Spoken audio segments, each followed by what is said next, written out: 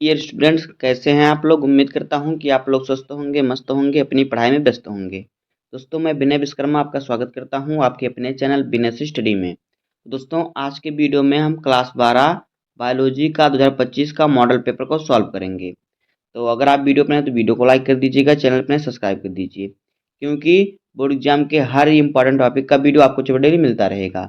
तो आज की वीडियो में हम जानेंगे कि हमारा पेपर किस प्रकार से आएगा और किस प्रकार से हमें पेपर को सॉल्व करना होगा। तो यहाँ पे देखिए हमें दिया अनुक्रमांक, जहाँ पे आपको अपना रोल नंबर लिखना होगा, और यहाँ पे दिया आपको नाम, जहाँ पे आपको अपना नाम लिखना होगा। समय हमारा होता है 3 घंटा 15 मिनट का, और पूर्णांक होता है 70 नंबर का। तो भाई इसको हम सॉल्व करते हैं। देखिए हमें नोट में क्या दिया है, पहले हम पेपर को अच्छी तरीके से पढ़ेंगे। तो देखिए हमें क्या दिया है यहाँ पे देखिए हमें यहाँ पे दे रखा है, यहाँ पे देखिए कि नोट प्रारंभ के 15 मिनट परीक्षार्थियों को प्रश्न पत्र पढ़ने के लिए निर्धारित है। यानी जो शुरुआत का 15 मिनट आपको मिलेगा उसमें आपको प्रश्न पत्र को अच्छी तरीके से पढ़ना है। उसके बाद दिया हमें निर्देश। देखिए निर्देश में क्या दिया है कि सभी प्रश्न अनिवार्य हैं। दूसरा निर्देश है कि आवश्यकता अनुसार अपने प्रश्नों की पुष्टि नामांकित चित्रों के द्वारा कीजिए। और तीसरा है कि प्रत्येक प्रश्न के निर्धारित अंक उनके सम्मुख अंकित हैं। अब देखिए आगे हमारा आ गया बहुविकल्पीय प्रश्न। देखिए हमारा बहुविकल्पीय प्रश्न में प्रश्न संख्या 1 क्या है। कह रहा है एक प्रश्न संख्या 1 की सही विकल्प चुनकर अपनी उत्तर पुस्तिका में लिखिए। तो देखिए क्वेश्चन नंबर का क्या है, यहाँ पे देखिए क्वेश्चन नंबर का हमारा क्या है। देखिए कह रहा है कि एंड्रोजन्स स्रावित होता है। ए ऑप्शन है लीडिंग कोशिकाओं द्वारा, बी ऑप्शन है सर्टोली कोशिकाओं द्वारा, और सी ऑप्शन है स्पाइमेडिस द्वारा, और फिर डी ऑप्शन है इनमें से कोई नहीं। तो देखिए जो एंड्रोजन स्रावित होता है वो लीडिंग कोशिकाओं के द्वारा स्रावित होता है। तो यहाँ पे ऑप्शन नंबर ए हमारा सही हो जाएगा। अब देखिए अगला क्वेश्चन, क्वेश्चन नंबर खा।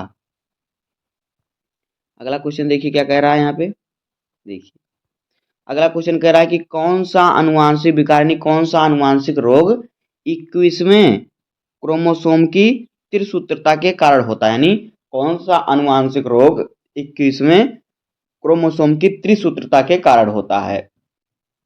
तो ए ऑप्शन है क्लाइन फेल्टर सिंड्रोम, बी ऑप्शन है टर्नर सिंड्रोम, सी ऑप्शन है डाउन सिंड्रोम, और डी ऑप्शन है थैलेसीमिया। तो देखिए जिसमें 21वें क्रोमोसोम की त्रिसूत्रा होती है तो डाउन सिंड्रोम रोग होता है। तो यहाँ पे ऑप्शन नंबर हमारा सी सही हो जाएगा। अब आगे देखिए गा वाला क्वेश्चन क्या है। यहाँ पे देखिए हमारा गा वाला क्वेश्चन है।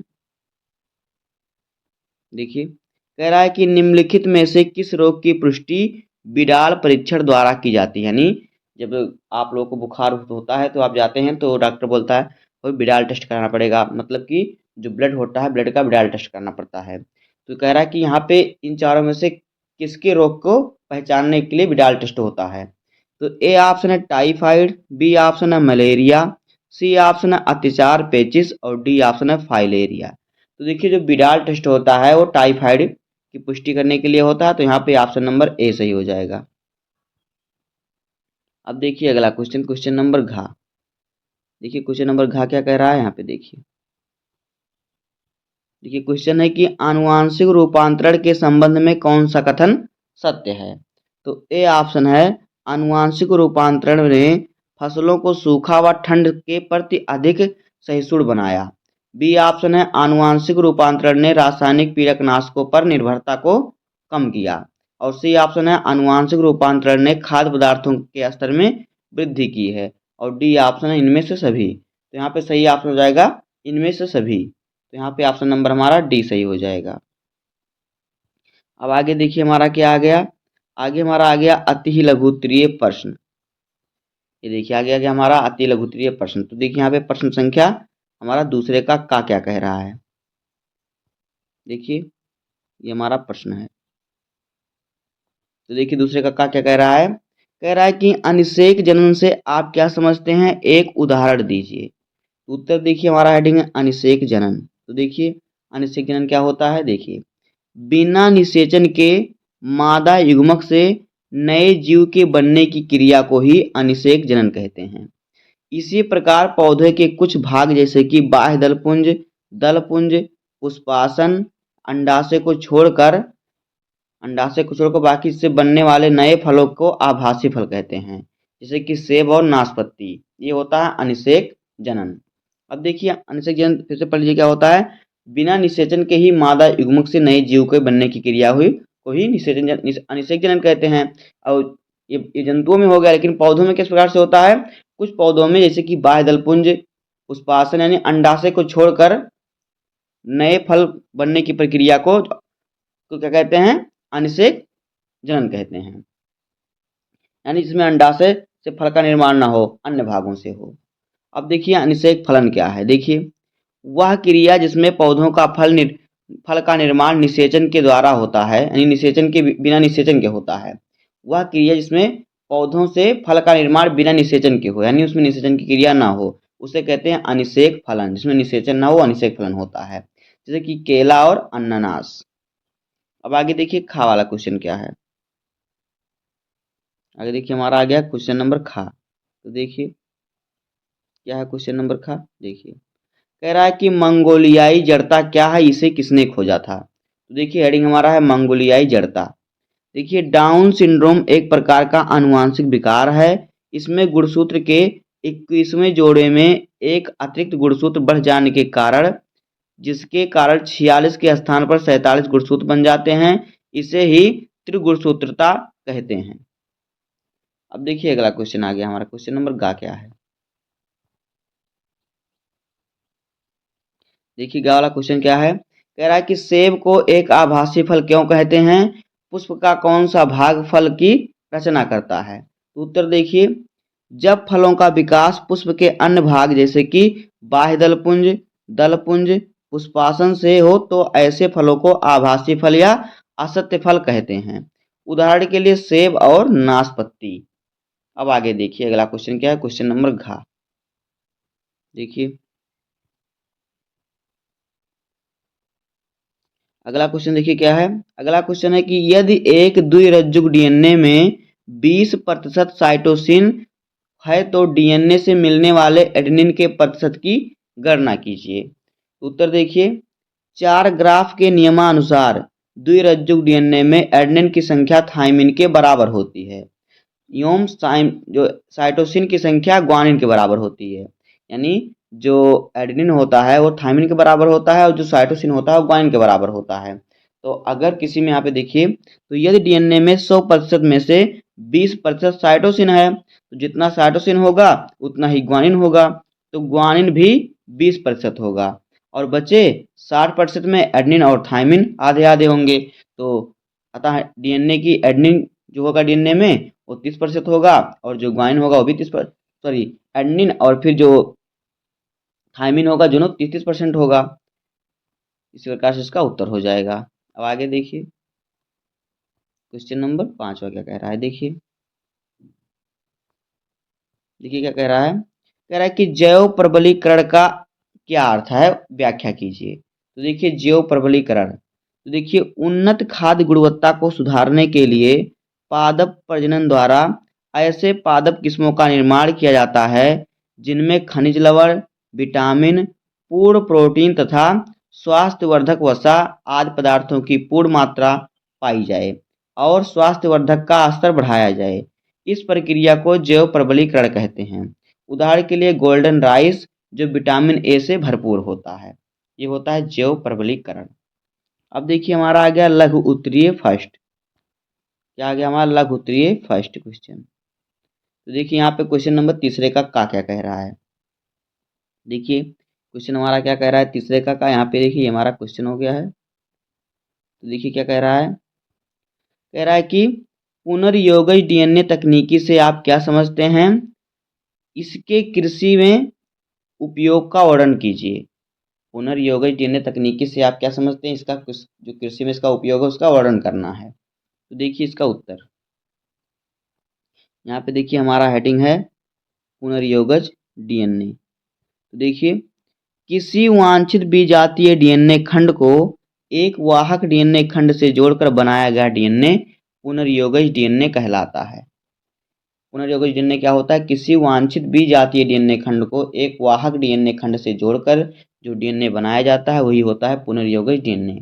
अब देखिए पुनर्यगज डीएनए का क्या है, कृषि में उपयोग। तो देखिए हेडिंग हमारा है कृषि में उपयोग इसका। तो यहाँ पे देखिए हमारा हेडिंग है। तो देखिए नंबर 1, खाद्य पदार्थों के पोषक तत्व स्तर में वृद्धि, जैसे कि गोल्डन राइस का विकास जिसमें विटामिन ए की प्रचुर मात्रा पाई जाती है। दूसरा है मृदा उर्वरता को क्षीण होने से बचाना। और तीसरा है पौधों द्वारा खनिज उपयोग क्षमता में वृद्धि।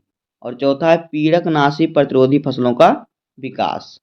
अब देखिए आगे हमारा आ गया क्वेश्चन नंबर खा।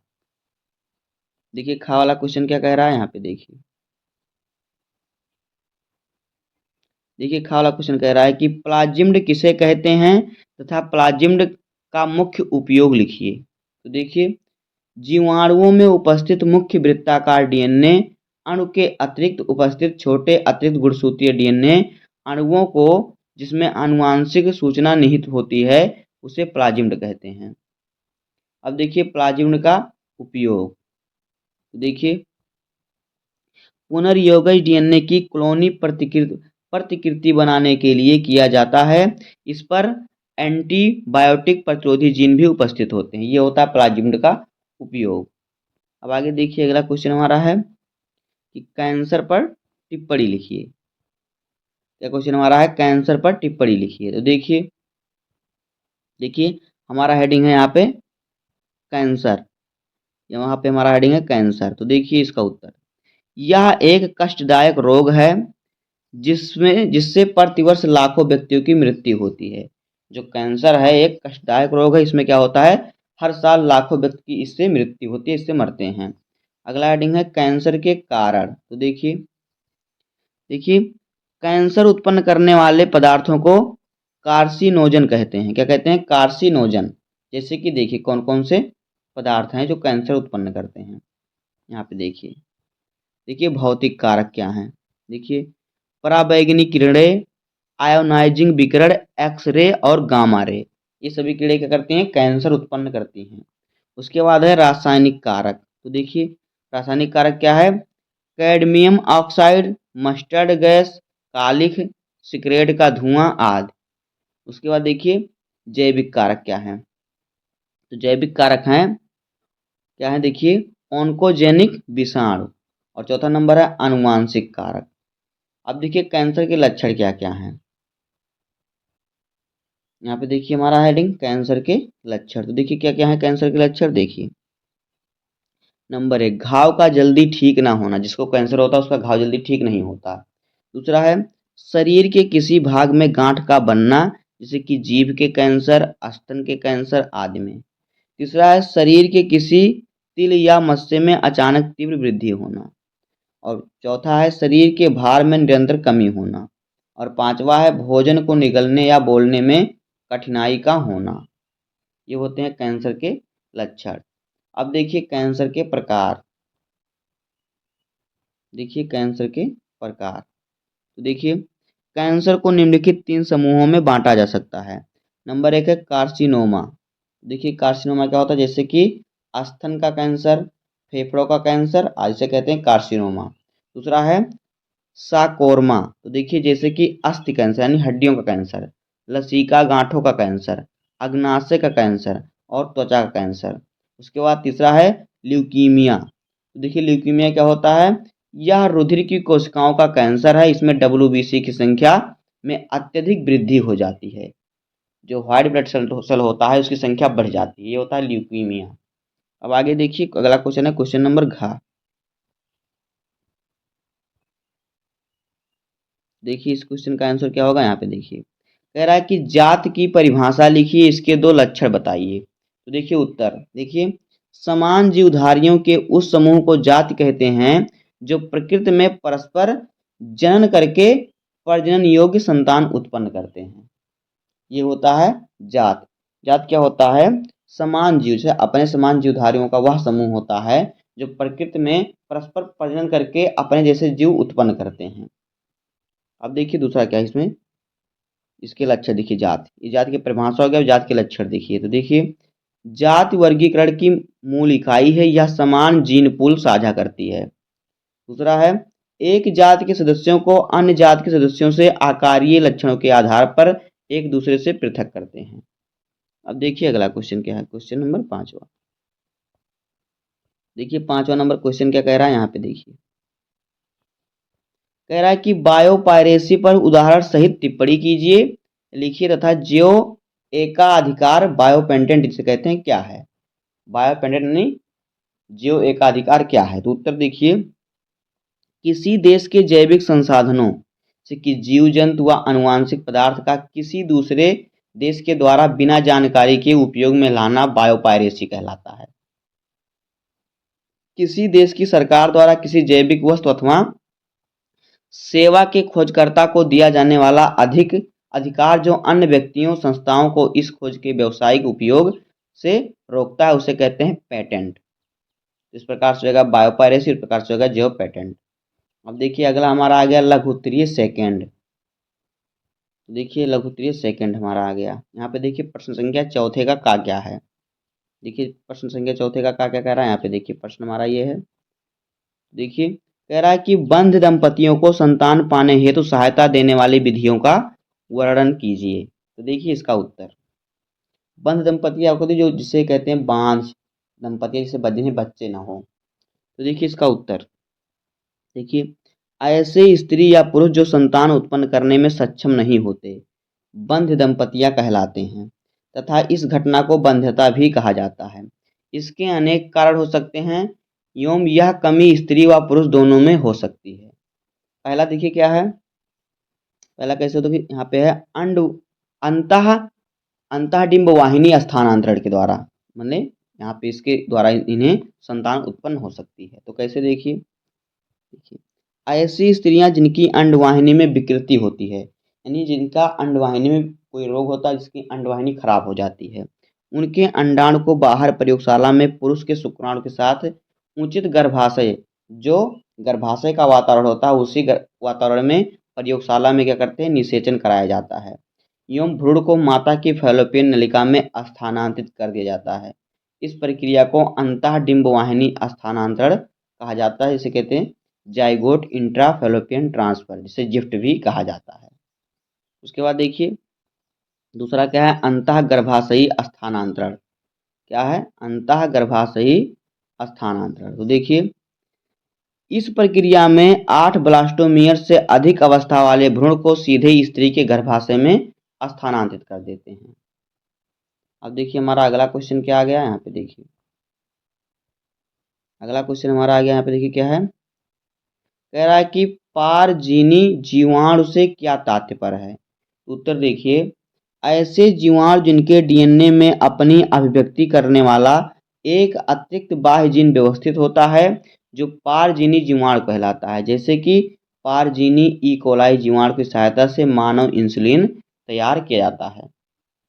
उसके बाद देखिए अगला क्वेश्चन क्या है, अगला क्वेश्चन हमारा है यहाँ पे देखिए, कह रहा है कि शुक्र जनन क्या है, संक्षेप में शुक्र जनन की प्रक्रिया का वर्णन कीजिए। तो देखिए हेडिंग हमारा यहाँ पे है युग्मक जनन। तो देखिए पहचान लेते हैं युग्मक जनन क्या होता है। देखिए युग्मक जनन का अर्थ होता है जो भिन्न प्रकार के युग्मकों का निर्माण। इस प्रक्रिया में नर जनन अंग वृषण एवं नर युग्मक मादा जनन अंडाशय से मादा युग्मक का निर्माण होता है। लैंगिक जनन हेतु युग्मकों का बनना अपरिहार्य होता है। यह लैंगिक जनन की एक निषेचनपूर्ण परिघटना है।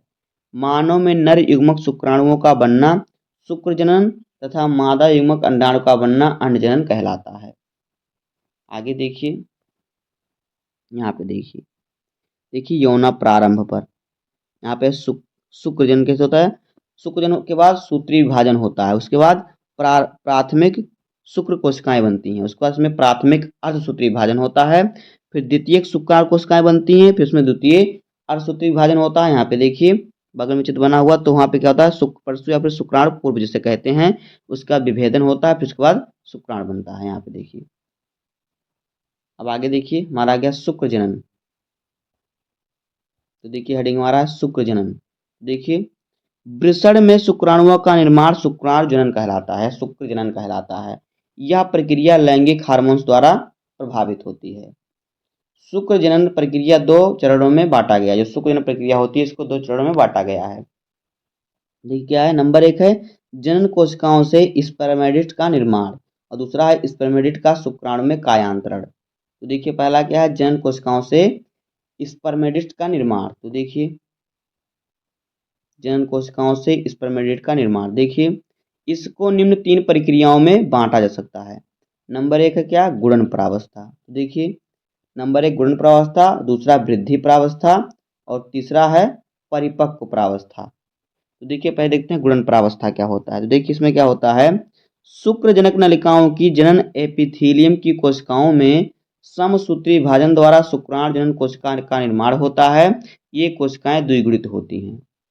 उसके बाद देखिए वृद्धि प्रावस्था में क्या होता है, यहाँ पे देखिए शुक्राणु जनन कोशिकाओं में पोषक तत्वों के संचित होने से कोशिकाओं के आकार में वृद्धि होती है। इन कोशिकाओं को प्राथमिक स्पर्मेटोटाइट्स कहते हैं, यह भी द्विगुणित होती है। उसके बाद है हमारा परिपक्वन प्रावस्था। तो देखिए इसमें क्या होता है परिपक्वन प्रावस्था में, देखिए प्राथमिक स्पर्मेटोसाइट से प्रथम अर्धसूत्री विभाजन के फलस्वरूप द्वितीय स्पर्मेटोसाइट्स या द्वितीय शुक्राणु कोशिकाएं बनती हैं। अब अगला क्वेश्चन देखिए हमारा क्या आ गया, यहाँ पे देखिए ये हमारा अगला क्वेश्चन आ गया। देखिए क्वेश्चन हमारा क्या कह रहा है, कह रहा है कि वायु परागण पर टिप्पणी कीजिए और वायु परागित पुष्पों की विशेषता लिखिए। तो देखिए हेडिंग हमारा है वायु परागण। तो देखिए अनेक पौधों में परागण वायु के माध्यम से होता है। इन पौधों तथा इनके पुष्पों में निम्नलिखित विशेषताएं पाई जाती हैं। देखिए नंबर 1 क्या है, ये प्रायः छोटे होते हैं और समूह में होने से निश्चय ही लाभ होते हैं, इनका लाभ होता है। दूसरा है पुष्प अनाकर्षक होते हैं, अर्थात सुगंध, रंग, मकरंद आदि से वंचित होते हैं। तीसरा है पुंकेसर या पुंकेसरों के पुतंतु लंबे होते हैं। और चौथा है परागकणों का निर्माण अत्यधिक मात्रा में होता है, क्योंकि वायु के माध्यम से इनकी हानि बहुत अधिक होती है।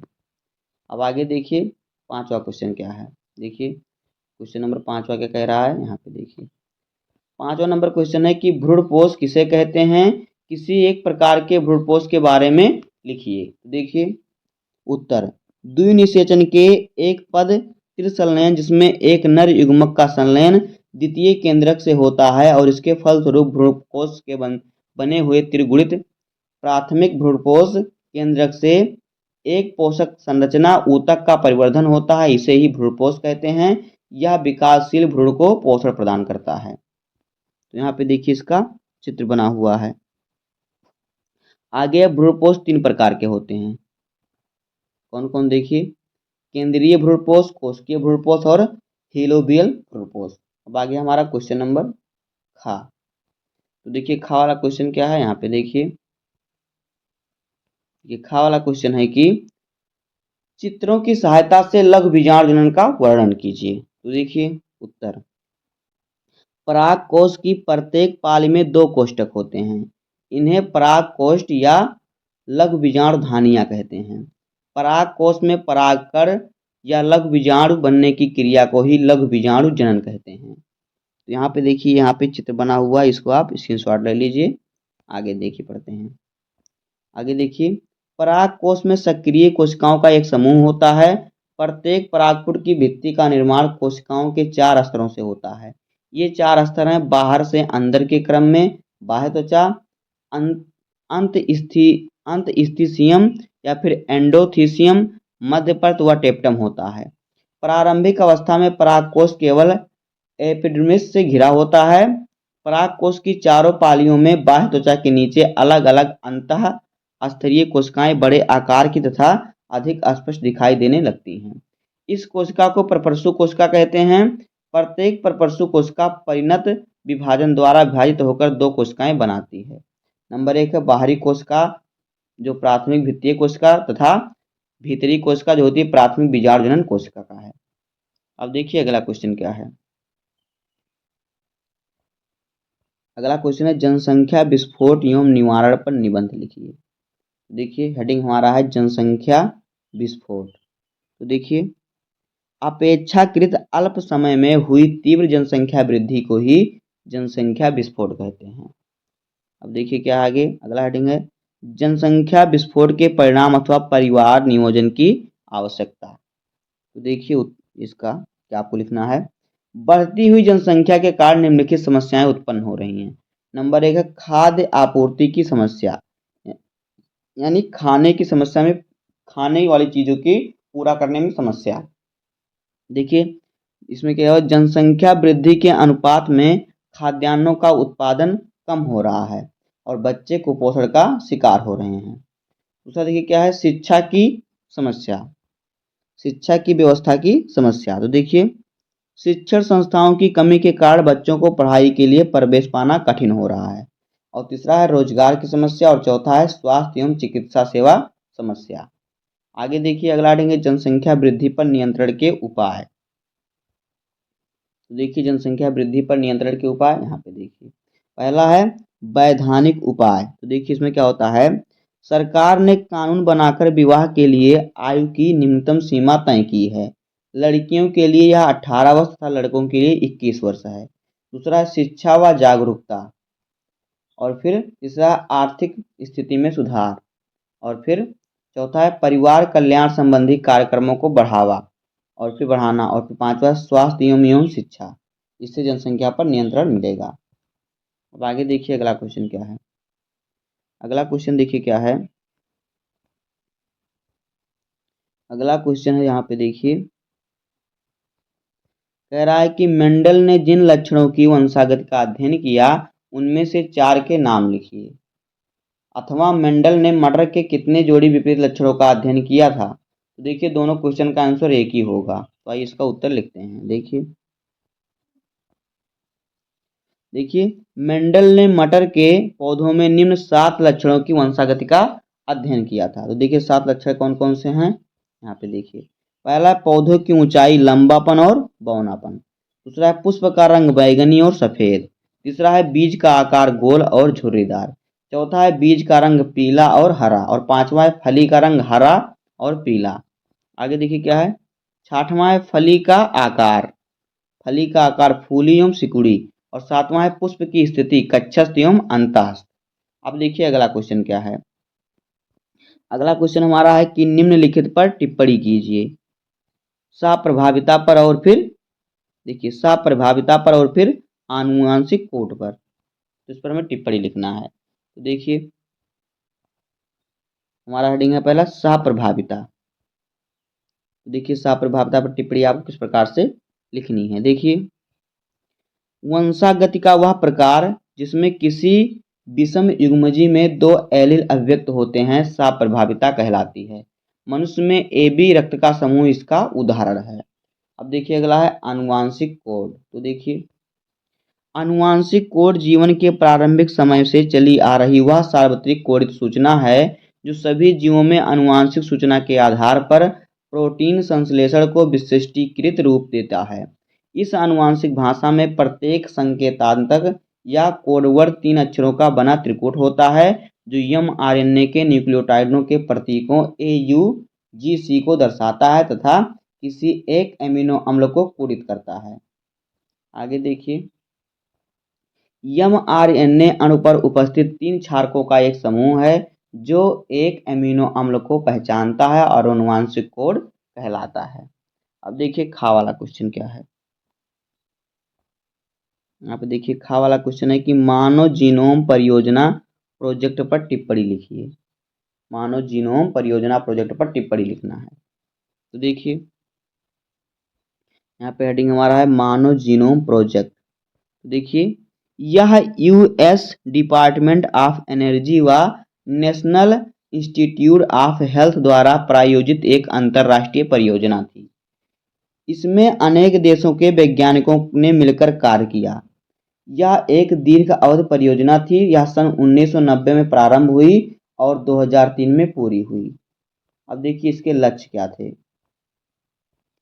मानव जीनोम परियोजना के लक्ष्य, तो देखिए मानव जीनोम परियोजना के लक्ष्य निम्नलिखित हैं। नंबर 1 मानव जीन्स की पहचान करना। दूसरा है मानव DNA को बनाने वाले लगभग 3 बिलियन रासायनिक क्षारक युग्मों के अनुक्रम को निर्धारित करना। और तीसरा है जीनोम संबंधी आंकड़ों को संघीकृत करना और विश्लेषण हेतु आधुनिकतम तीव्र अधिक प्रभावी तकनीकी विकसित करना। और चौथा है योजना के फलस्वरूप उठने वाली सामाजिक, नैतिक व कानूनी समस्याओं पर विचार करना। अब आगे देखिए, अगला हेडिंग है मानव जीनोम में प्रयुक्त विधियां। तो ये हमारा हेडिंग है मानव जीनोम में प्रयुक्त विधियां। तो देखिए, इस परियोजना को पूरा करने में दो प्रमुख विधियों का प्रयोग हुआ। नंबर एक है अभिव्यक्त अनुक्रम टैग्स और फिर दूसरा है अनुक्रम टिप्पण या फिर सीक्वेंस एनोटेशन। अब अगला क्वेश्चन देखिए हमारा क्या है। अगला क्वेश्चन हमारा आया कि मिलर के प्रयोगों का सचित्र वर्णन कीजिए। तो देखिए उत्तर, रूसी वैज्ञानिक AI ओपेरिन ने रासायनिक उद्दीकाश द्वारा जीवन की उत्पत्ति नामक सिद्धांत प्रस्तुत किया। स्टेनले मिलर ने अपने प्रयोग द्वारा ओपेरिन के कथन की पुष्टि की थी। ये देखिए स्टेनले मिलर के प्रयोग का ये चित्र है। आगे देखिए, स्टेनले मिलर का प्रयोग, देखिए उन्होंने क्या प्रयोग किया था। देखिए, मिलर ने 5 लीटर के फ्लास्क में मेथेन, हाइड्रोजन तथा अमोनिया का मिश्रण 2:2:1 के अनुपात में लिया। यानी मेथेन का 2 भाग लिया और हाइड्रोजन का 2 भाग लिया और फिर अमोनिया का 1 भाग लिया। और आधा लीटर पानी के एक फ्लास्क को नलिका द्वारा 5 लीटर वाले फ्लास्क से जोड़ दिया। छोटे फ्लास्क में निरंतर पानी के उबलते रहने का प्रबंध किया ताकि जलवाष्प नलिका द्वारा बड़े फ्लास्क में पहुंचती रहे। देखिए, वायुमंडल की परिस्थितियों को उत्पन्न करने के 5 लीटर वाले फ्लास्क में टंगस्टन के इलेक्ट्रॉन के मध्य 60,000 वोल्ट की विद्युत धारा लगभग 1 सप्ताह तक प्रवाहित की। उपकरण में गैसीय मिश्रण को संघनित करने के लिए कंडेंसर के व्यवस्था की। आगे देखिए, गैसीय मिश्रण कंडेंसर द्वारा पुनः द्रव में बदलता रहा। CH4, CH3, H2 तथा H2O का यह मिश्रण उपकरण 1 सप्ताह तक उबलता रहा। प्रयोग के अंत में एक लाल रंग का गंधला तरल यानी गंदा तरल पदार्थ प्राप्त हुआ। इस तरल पदार्थ का परीक्षण करने पर ज्ञात हुआ कि यह विभिन्न एमिनो अम्ल, सरल शर्कराओं और कार्बनिक अम्लों का मिश्रण था। स्टेनले मिलर के प्रयोग से ओपेरिन के इस कथन की पुष्टि होती है कि आदि वातावरण में उपस्थित मेथेन, अमोनिया, हाइड्रोजन तथा जलवाष्प में ही जीवन की उत्पत्ति हुई है। यानी इसी गैसों से ही जीवन की उत्पत्ति हुई है। अब देखिए घ वाला क्वेश्चन क्या है। देखिए घ वाला क्वेश्चन क्या कह रहा है यहाँ पे। देखिए कह रहा है कि ट्रांसजेनिक जंतु यानी पारजीवी जंतु किसे कहते हैं और ट्रांसजेनिक जंतु उत्पादन की 2 महत्वपूर्ण विधियों का वर्णन कीजिए। देखिए हेडिंग हमारा है पारजीवी जंतु यानी कि ट्रांसजेनिक जंतु। तो देखिए इसका उत्तर लिखते हैं यहाँ पे। देखिए हेडिंग हमारा हो जाएगा पारजीवी जंतु। तो देखिए आनुवांशिक अभियांत्रिकी द्वारा विकसित जंतु जिनके जीनोम में पुनर्योगज DNA तकनीकी से किसी अन्य जंतु या पादप कोशिका के विजातीय वांछित लक्षण वाले जीवखंड या फिर जीन या गुणसूत्र निवेशित कर दिए जाते हैं, वो पारजीवी जंतु कहलाता है। इसे ट्रांसजेनिक जंतु भी कहते हैं। उदाहरण के लिए देखिए, ट्रांसजेनिक गाय रोजी जिसके दूध में मानव प्रोटीन ए लैक्टोल्यूबिन की उच्च मात्रा थी। ट्रांसजेनिक भेड़ जिसके दूध में पर्याप्त मात्रा में 0 से 1 तक एंटीट्रिप्सिन उपस्थित था। अनेक ट्रांसजेनिक चूहे, बकरी आदि का भी निर्माण इससे किया गया। अब आगे देखिए, आगे है ट्रांसजेनिक जंतु की रचना की विधियां। देखिए जब कोशिकाओं में पुनर्योगज DNA के प्रवेश के निम्नलिखित विधियां प्रयोग की गईं। जंतु कोशिकाओं में पुनर्योगज DNA के प्रवेश की निम्नलिखित विधियां प्रयोग की गई। देखिए नंबर 1 क्या है, इलेक्ट्रोपोरेशन। इलेक्ट्रोपोरेशन देखिए क्या है, क्या विधि है। देखिए अति उच्च वोल्टेज वाले क्षणिक विद्युत आवेश द्वारा कोशिका में पुनर्योगज DNA को पुनः स्थापित करने को इलेक्ट्रोपोरेशन कहते हैं। दूसरा है माइक्रो इंजेक्शन। तो देखिए माइक्रो मैनिपुलेटर्स की सहायता से कोशिकाओं के केंद्रक निषेचित अंडे के प्राक केंद्र तथा एक द्विकोशिकीय भ्रूण में विदेशी जीन को पहुंचाने की तकनीकी को माइक्रो इंजेक्शन कहते हैं। अब देखिए आगे हमारा आ गया दीर्घ उत्तरीय प्रश्न। ये आ गया दीर्घ उत्तरीय प्रश्न। तो देखिए प्रश्न क्या है इसमें, यहाँ पे देखिए प्रश्न कह रहा है कि मनुष्य के नर जनतंत्र का सचित्र वर्णन कीजिए। मनुष्य के नर जनतंत्र का सचित्र वर्णन कीजिए। तो यहाँ पे देखिए ये मनुष्य के नर जनतंत्र का चित्र है, इसको आप देख सकते हैं यहाँ से, और आप स्क्रीनशॉट भी ले सकते हैं। तो इसके बारे में आइए हम पढ़ते हैं। यहाँ पे देखिए प्राथमिक जनन अंग जो वृषण होता है वो पुरुष का प्राथमिक जनन अंग होता है। वृषण देखिए क्या है, प्राथमिक जनन क्या होता है, वृषण होता है। तो वृषण क्या होता है देखिए, यह एक जोड़ी होता है जो उदर गुहा से बाहर वृषण कोश में स्थित होता है। वृषण अनेक कुंडलित नलिकाओं से बने होते हैं जिन्हें शुक्राणु नलिकाएं कहते हैं। शुक्रजन नलिकाओं में शुक्राणु का निर्माण होता है और शुक्रजन नलिकाएं वृषण जालक में खुलती हैं। वृषण जालक में 16 से 20 पतली शुक्र वाहिकाएं होती हैं, निकलकर जो क्या करती हैं एपिडिडाइमिस में खुलती हैं। वृषण शुक्राणु का निर्माण करता है, यानी स्पर्म के निर्माण का कार्य करता है। ये विशेषकर टेस्टोस्टेरोन हार्मोन्स का निर्माण करते हैं, जनन में सहायक होता है। अब देखिए अगला हेडिंग है सहायक जनन अंग। तो देखिए ये अंग जनन प्रक्रिया में सहायता करते हैं। इसमें सहायक नलिकाएं व सहायक ग्रंथियां शामिल होती हैं, जो पुरुष में सहायक जनन अंग होते हैं। तो देखिए सहायक नलिकाएं क्या क्या होती हैं। देखिए सहायक नलिकाएं क्या होती है, ये निम्न प्रकार की होती हैं। नंबर 1 है एपिडिडाइमिस। तो यह लगभग 6 मीटर लंबी पतली अत्यधिक कुंडलित नलिका होती है जो वृषण के अग्र पश्च व भीतरी भाग को ढके रहती है। आगे है एपिडिडाइमिस में शुक्राणु संग्रहित व परिपक्व होता है। दूसरा है शुक्रवाहिनी। तो देखिए एपिडिडाइमिस से एक शुक्रवाहिनी निकलकर वक्षण नाल से होती हुई उदर गुहा में प्रवेश करती है। शुक्रवाहिनी मूत्रवाहिनी के साथ फंदा बनाकर मूत्र के अधर भाग में खुलती है। आगे देखिए स्खलन वाहिनी। तो देखिए क्या होता है, शुक्राशय से 2 छोटी पतली भित्ति वाली वाहिनियां प्रोस्टेट ग्रंथि से होकर मूत्र मार्ग में खुलती हैं, इन्हें स्खलन वाहिनियां कहते हैं। उसके बाद है पेनिस। तो देखिए यह नर का मैथुन अंग है।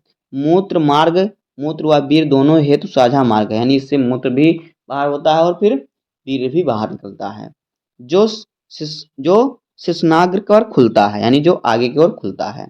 आगे देखिए सहायक जनन ग्रंथियां। तो देखिए क्या है सहायक जनन ग्रंथियां, इन ग्रंथियों का श्रावण जनन प्रक्रियाओं में सहायता करता है। नंबर 1 है शुक्राशय। तो देखिए यह एक जोड़ी द्विपालित थैलीनुमा रचना है, इसकी भित्ति ग्रंथिल होती है। इसके बाद है इसमें चिपचिपा द्रव स्रावित होता है जो वीर्य का मुख्य भाग बनाता है। अगला है यह शुक्राणुओं का पोषण एवं रक्षा करता है, संरक्षण करता है। उसके बाद है प्रोस्टेट ग्रंथि। तो देखिए प्रोस्टेट ग्रंथि क्या है, यह ग्रंथि मूत्र मार्ग के अधर भाग के चारों ओर स्थित होती है तथा कई पिंडों की बनी होती है। इस ग्रंथि से हल्का अम्लीय तरल पदार्थ निकलता है। उसके बाद शुक्राशय व प्रोस्टेट के स्राव मिलकर सेमिनल प्लाज्मा कहलाते हैं। यह शुक्राणुओं के साथ मिलकर वीर्य बनाते हैं। तीसरा है काउपर्स ग्रंथियां। देखिए काउपर्स ग्रंथियां क्या होती हैं, यहाँ पे देखिए इन्हें बल्बोयूरेथ्रल ग्रंथियां भी कहते हैं। काउपर्स ग्रंथियां मैथुन से पहले एक क्षारीय एवं चिकने द्रव का स्रावण करती हैं। यह मूत्र मार्ग की अम्लीयता को समाप्त करता है तथा योनि मार्ग में पहुंचकर मैथुन को सुगम करता है। अब देखिए अगला क्वेश्चन क्या है। अगला क्वेश्चन है कि मनुष्य के मादा जनतंत्र का सचित्र वर्णन कीजिए। तो यहाँ पे देखिए ये है मनुष्य के मादा जनतंत्र का चित्र, जिसको आप यहाँ पे स्क्रीनशॉट ले सकते हैं। आगे देखिए और इन सभी का मादा जनतंत्र का और फिर नर जनतंत्र का चित्र हमने अपने चैनल पर बहुत ही सरल तरीके से बता दिया है कि बिना देखे कैसे बनाए, तो वहाँ से आप देख सकते हैं। आगे देखिए महिलाओं में प्राथमिक जनन अंग क्या होता है। तो देखिए जो अंडाशय होता है स्त्री का प्राथमिक जनन अंग होता है। तो देखिए अंडाशय क्या होता है, यह एक जोड़ी अंडाशय उदर गुहा में स्थित होता है। अंडाशय वृक्क के समीप यानी वृक्क के बगल मीसोबेरियम द्वारा उदर गुहा से जुड़ा रहता है और अंडाशयी लिगामेंट्स द्वारा गर्भाशय से जुड़े रहते हैं। अंडाशय ठोस होता है। अंडाशय की सतह पर छोटे छोटे दाने जैसे उभार दिखाई देते हैं, जिन्हें ग्राफियन पुट्टिकाएं कहते हैं। ग्राफियन पुट्टिकाओं में अंडाणु बनते हैं और पुट्टिका से ही एस्ट्रोजन और प्रोजेस्टेरॉन हार्मोन्स का स्रावण होता है। अब देखिए सहायक जनन अंग क्या क्या हैं स्त्रियों में।